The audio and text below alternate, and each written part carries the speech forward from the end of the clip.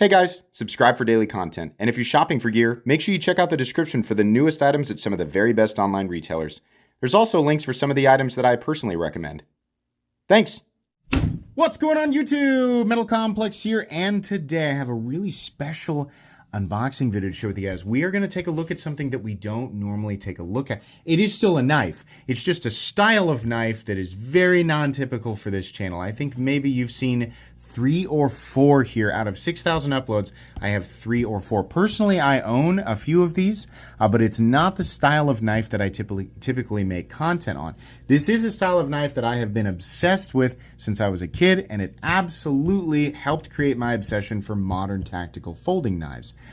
This is a knife that I purchased for myself. A Latama does not know that I exist. I didn't get any help or discounts or anything like that. But I will link it down in the description if you guys want to check them out. They are expensive. These are not the Italian style knives, and that's what we're going to look at here. An Italian style stiletto, automatic. These are not the type of Italian style stilettos that you can get on Amazon and buy for 40, 50, 60 bucks.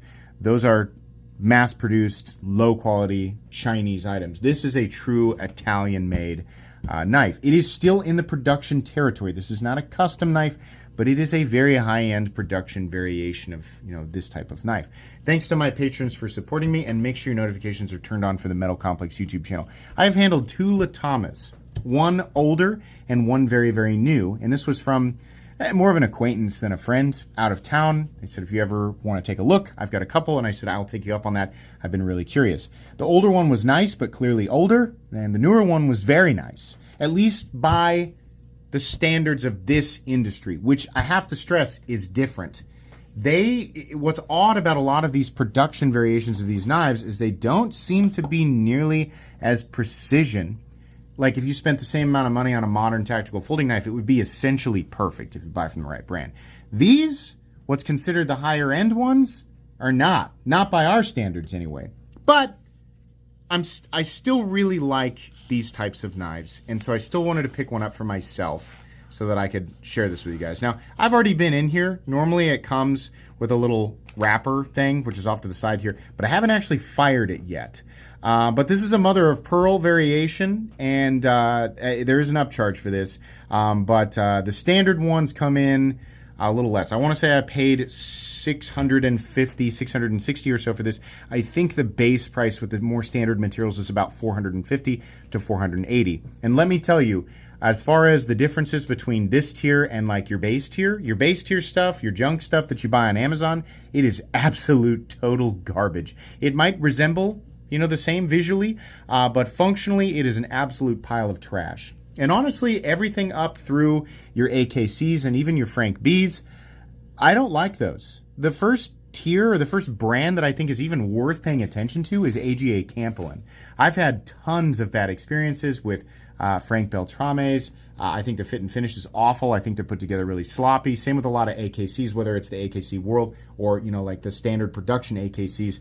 I don't think that they're very good. I think AGA Campolin is where to start. But if you're really looking for something that is closer in terms of fit and finish to what you expect from a modern tactical folder from the same at the same price tier, your best bet is Latama, and after that, you got to go custom. Even these are going to have little fit and finish issues here or there, and they certainly will not be made of the materials that you would expect for, $400, $500, $600. Totally different territory. But I have to say this because I know that the vast majority of you who watch this channel, for over $600, it's like you want titanium, you want special inlays, you want, mega, super, ultra, like high-end steel, all of that. That's not what you're going to get with this stuff. Unless you go custom, and then you can request stuff like that. So anyways, this is an 11-inch. Slide that safety down there real quick. I do like that flat button there. I think that's real nice.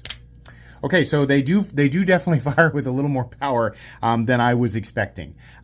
This does fire with more power than my AGA Campolin, and what an absolutely gorgeous grind there. Holy moly. So we have a false dagger, not sharp on this side, sharp on this side.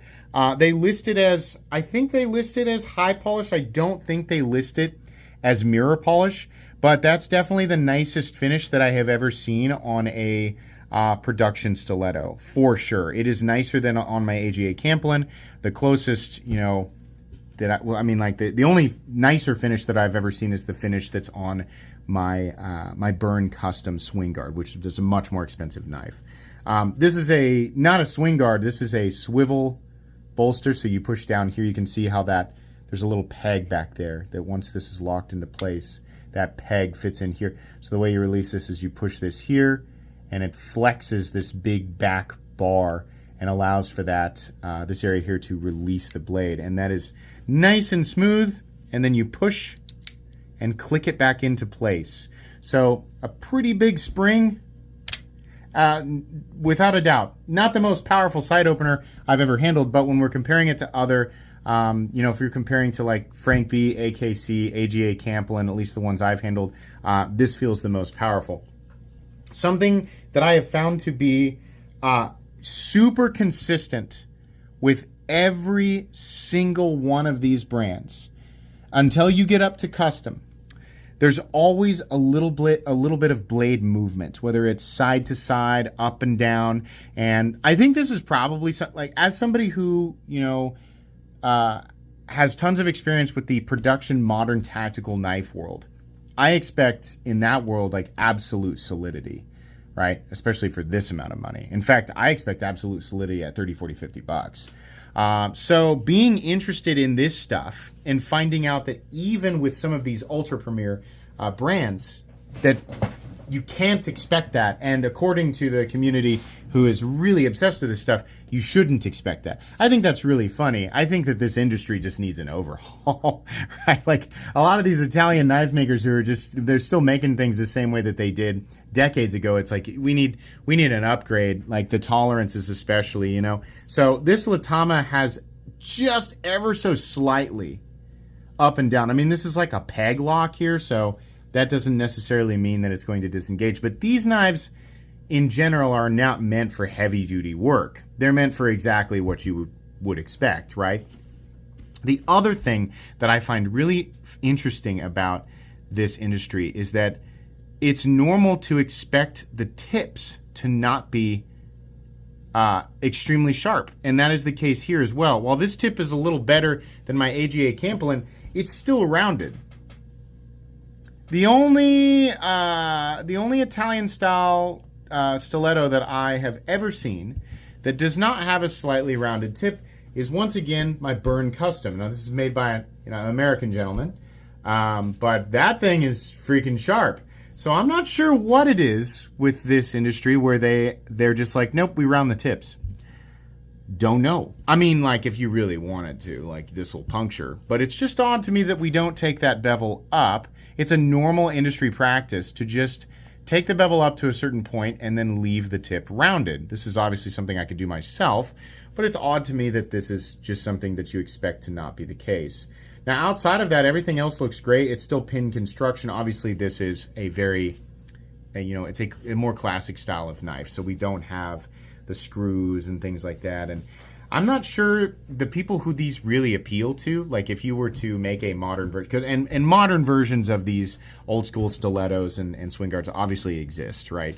But if you were to take exactly this style and modernize, say, like the pivot screw and the body screws, would that appeal to enough additional people that it would make it worth it for this industry or some brand who does that? I honestly have absolutely no idea. But as far as I can tell, the communities of people who are obsessed with this stuff, they don't want anything changed. They don't want a modernized version of this. They want exactly this. And I'm kind of inclined to agree. The only part that I don't like this is beautiful. The scale materials are beautiful. There's a huge difference in quality in terms of the feeling of action and deployment with this versus even AGA Camplin, especially Frank B's. I know that there's somebody watching right now who's got a Frank B. Maybe that's the nicest one you've ever felt, and you've got it and you're like, it feels fine to me. If you feel a nicer one, if you handle a nicer one, it's going to be very apparent why I call those trash. The other problem is that every single one I've ever owned, or even, my buddies who got interested and said, I want one of those, that's really cool, they buy them. Every single one of them failed after, between 500 and 1,000 deployments. They just the spring just fell apart. So I don't know what the deal is there. My AGA Camplin has been fired probably 1,500 times. It's completely fine. The burn, I don't know how many times I've fired that one, but again, that's custom. The Latamas, from everything that I have, found online, is these things just go forever. But there's just and it sucks because the Frank Bs are still fairly expensive. I know that lots of websites like PVK still list those things for like $200 to $300, and it's just sad that's just a normal. It's like, well, they only have so many fires in them, and then they just poop out, right? But I think the reality of it is a lot of people who buy and collect those, they don't actually fire them that many times. They just keep them in a case, right? I mean, they're like collector's items. So. But yeah, what irks me about this industry is that you are just expected to be okay with the fact that there is nothing exotic about the materials here. In fact, the blade steel is 440C. And while that's going to explode some brains, especially for the price, here's the reality. You can't get modern super steels in these knives unless you have it built custom, in which case companies like Burn Knives will be happy to make you a blade out of S90V like mine. No problem, right? But typically, you're going to get 440C at best. Sometimes they're just listed as 440. In other words, don't worry about it, bro. You're not buying it for the steel. You're buying it for the style of knife, which is not me saying that, saying that the people who make these, like, that's just what they do. They do not, obsess over the materials or even the heat treatment or anything like that. It's just a certain look. There are certain materials, obviously, like your bones, your horns. Sometimes you'll see some synthetic stuff, not often. Some of the cheapies will be like acrylic. Mother of pearl, you'll see stuff like that. Brass and nickel, that's what you're going to see there. And it's basically the presentation of it. So it is our expectations of what these should be. When I say our, those of you who are also fans of the modern tactical folding knife industry, our expectations for this amount of money is going to be something totally different. The vast majority of you watching right now, you would say this is beautiful, but it has fit and finish issues, right? Blade play, the rounded tip, right? And also the materials for the money thing. So I've tried to kind of adopt the mentality of this group because I do like these. I do like these styles of knives. I think they're super cool. But that's just it. I think it's just a fact that this industry needs a bit of an overhaul. This is beautiful, though. Oh my gosh. I keep going down here because I have another variation that, you have to like release it at the back. But lots of tension in that. And then, of course, you have the safety here. Love the flat button. Push that there and it won't release, but pull it down and fire. This is the type of knife that people always say don't store it in the closed position because you're wearing out the spring. You are correct. I'm going to store it like that anyway. That's just how it's going to be. I'll be okay. If it doesn't work in 10 years or whatever, well, then it'll be my fault. Yeah, that is true, though. If you buy stuff like this, you want to store it in the open position.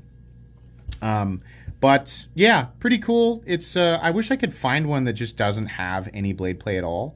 But most of the time, it's like, I don't know if it's like a friction thing, if they're worried that if they tighten it down too much, it won't deploy. Who knows? Cool, though. Pretty much exactly as I expected. But, I just have to stress, for anybody looking at this and going, those are so beautiful, I've always wanted one. This video is meant as a, hey, here, check this out, it's really cool. But also, if your expectations are really, really high, like, surely if I spend $500-$600 on one of these, it's going to be perfect, right? Wrong. And I say that as like a friendly warning. If you expect perfection for $400, $500, $600 on a knife like this, you're not going to get it. You're not going to get anywhere close. You're going to be disappointed, right? So if this just goes as far as, hey, I'll enjoy it vicariously through your content, then yeah, right? If you don't expect perfection and you love the look of these, AGA Campbell and Latama right in there is pretty good. Outside of that, you're going to have a custom knife maker who makes absolute perfection, tight tolerances, and who works and creates stuff like this. And you're going to have to say, hey, I expect perfection, but you're also going to have to spend thousands of dollars. That's just the reality of it. I'm sure that my comments will be filled with people claiming, oh, my Frank B or my AKC or my AGA or my Latama's got zero blade play. just it's the same thing with the Benchmade Infidel. You know, every time we talk about zero blade play, and I make fun of the Benchmade Infidel, people are like, my Benchmade Infidel has zero blade play.